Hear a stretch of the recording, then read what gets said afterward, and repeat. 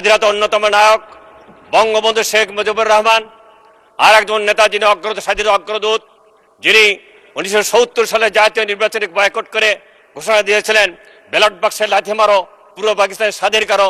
মাননীয় সদস্য মোহাম্মদ আব্দুল ওয়ারেস, গাইবান্ধা 5, আপনার সময় 4 মিনিট। আসসালামু আলাইকুম রহমতুল্লাহ, নাহমাদুহু ওয়া নুসাল্লি আলা রাসূলিল কারীম। সম্মানিত স্পিকার স্যার, আপনাকে ধন্যবাদ। আপনার মাধ্যমে আমার গাইবান্ধা 5, সাগাড়া, ফুলছড়ি সকল ভোটার, নারী, পুরুষ, হিন্দু, মুসলিম সবাইকে ধন্যবাদ জানাচ্ছি, কৃতজ্ঞতা প্রকাশ করছি। মাননীয় স্পিকার স্যার, আমি একজন বীর মুক্তিযোদ্ধা, কাজে আপনার কাছে আপনার মাধ্যমে আমার এই চিফ হুইপের, আমাদের হুইপের কাছে আমি সময় বৃদ্ধি চাচ্ছি।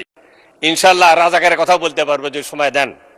মাননীয় স্পিকার, আমি প্রথমে শ্রদ্ধা স্মরণ করছি স্বাধীনতা একমাত্র ঘোষক বীর মুক্তিযোদ্ধা শহীদ প্রেসিডেন্ট জিয়াউর রহমান, আর স্বাধীনতা অন্যতম নায়ক বঙ্গবন্ধু শেখ মুজিবুর রহমান, আর একজন নেতা যিনি স্বাধীনতা অগ্রদূত, যিনি 1970 সালে জাতীয় নির্বাচনে বয়কট করে ঘোষণা দিয়েছিলেন ব্যালট বাক্সে লাথি মারো, পূর্ব পাকিস্তান স্বাধীন করো, সেই মজলুম জননেতা মৌলানা আব্দুল হামিদ খান আব্বাসীর প্রতি শ্রদ্ধা জ্ঞাপন করছি। আরও শ্রদ্ধা জ্ঞাপন করছি আমার সহযোদ্ধা যারা পাকিস্তান হানাদার বাহিনীর গুলিতে সন্ত্রাসী যুদ্ধে যারা শাহাদত বরণ করেছে, আমাদের সাগাতার, মুক্তিনগর এবং রামনগরে তাদের আত্মার মাগফিরাত কামনা করছি। আমি শ্রদ্ধা স্মরণ করছি জুলাই যোদ্ধাদের, আবু সাইদ, বীর মুগ্ধ এবং সাগাটার সজল সহ সবার প্রতি শ্রদ্ধা জ্ঞাপন করছি। আরও শ্রদ্ধা জ্ঞাপন করছি যিনি বাংলাদেশের মাটিতে ইসলামী শিক্ষা এবং ইসলামী রাষ্ট্র, কোরআন সুন্নাহ মানবিক কল্যাণ রাষ্ট্র সংগ্রাম করতে গিয়ে জীবন দিয়েছে, শাহাদত বরণ করেছে প্রথম শহীদ আব্দুল মালেক, কেয়ারটেকার সরকার উপকার, ভাষা নায়ক প্রফেসর গোলাম আজম, আমাদের সাবেক শিল্পপতি মতিউর রহমান নেজামি, আলী আহসান মুজাহিদ, মিল কাসেম আলী, আব্দুল কাদের মোল্লা, আল্লামা হাফিজ সাদিক এবং কামরুজ্জামান ভাই সহ সকল শহীদদের আত্মার মাগফিরাত কামনা করছি। সম্মানিত স্পিকার, আমার নির্বাচনী আসন সাগাড়া ফুলছড়ি এলাকা নদী ভাঙন এলাকা, ফুলছড়ি এলাকার 4-5টি ইউনিয়ন নদী, যমুনা নদীর মধ্যে রয়েছে। কাজে এই নদীর মধ্যে শাসনের জন্য ইতিমধ্যে ডান তীরে নদী শাসনের কাজ চলছে, ডিসেম্বরের মধ্যে শেষ হওয়ার কথা, কিন্তু হলাইহারা থেকে শুরু করে কাতলামাটি পর্যন্ত এখনো সেটা উদ্যোগ নেওয়া হয়নি। কাছে স্কুল রয়েছে, কয়েক গজ পরে একটি স্কুল রয়েছে, বাড়িঘর রয়েছে। কিন্তু আমার দাবি অবিলম্বে ওই এলাকায় জিও ব্যাগ দিয়ে হলে নদী শাসনের ব্যবস্থা করতে হবে। এবং আমার এলাকায় প্রাণের দাবি, প্রথম দ্বিতীয় যমুনা ব্রিজ ফুলছড়ি ঘাট থেকে শুরু করে বাহাদুরাবাদ দ্বিতীয় যমুনা ব্রিজ করতে হবে। এটাই জনগণের আকাঙ্ক্ষা, জনগণের দাবি। যদিও এই যমুনা ব্রিজ হলে আমাদের মাননীয় প্রধানমন্ত্রী যে উত্তরবঙ্গের সমতা উন্নয়ন এবং শিল্প নির্মাণ, এটাও ত্বরান্বিত হবে। এলাকার কৃষিদের কৃষি পণ্য বহন করা যাবে এবং আমাদের এলাকার উন্নতি হবে। এবং বোনারপাড়ায় আমাদের রেলওয়ে জংশন আবার চালু হবে, রেলওয়ে হাসপাতাল চালু হবে, রেলওয়ে লোকসেট চালু হবে। এই জন্য যমুনা ব্রিজের দাবি করছি, নদী শাসনের দাবি করছি। এবং আরেকটা দাবি করছি যে আমাদের ফুলছড়ি উপজেলার গজারা ইউনিয়নে একটি সাব রেজিস্ট্রার অফিস ছিল, সেটা বর্তমানে ট্রান্সফার করা হচ্ছে। কিন্তু এলাকার জনগণের দাবি অবশ্যই গজারিয়াতে অবশ্যই একটা সাব রেজিস্ট্রার অফিস থাকতে হবে। এটা ইতিমধ্যে আমি 1-1.5 ঘন্টা পূর্বেই মাননীয় প্রধানমন্ত্রীর সাথে কথা বলেছি। তিনি বলেছেন আগামী মাসের প্রথম সপ্তাহে এবারে ব্যবস্থা করবে ইনশাল্লাহ।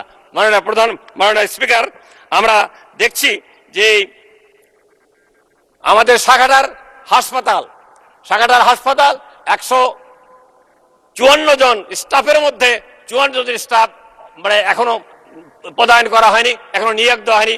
সেখানে একজন নৈশ প্রহরী নাই, সেখানে ক্লিনার নাই এবং 30 সদস্য বিশিষ্ট হাসপাতাল, সেখানে 50 সদস্য করা হয়েছে। তারপর তার জনসংখ্যা জনবল দেওয়া হয়, কিন্তু অবিলম্বে সাগাটার জনবল দিতে হবে। এবং ফুলছড়ির আপনার উদাখালী স্বাস্থ্য কেন্দ্র অবশ্যই সেখানে জরাজীর্ণ অবস্থা রয়েছে, সেখানেও জনবল দিতে হবে। সেখানেও সিকিউরিটি নাই, সেখানে পরিচ্ছন্ন কর্মী নাই, অবিলম্বে সেখানে পরিচ্ছন্ন কর্মী দিতে হবে। সম্মানিত স্পিকার, আর আরো দাবি করছি যে আমাদের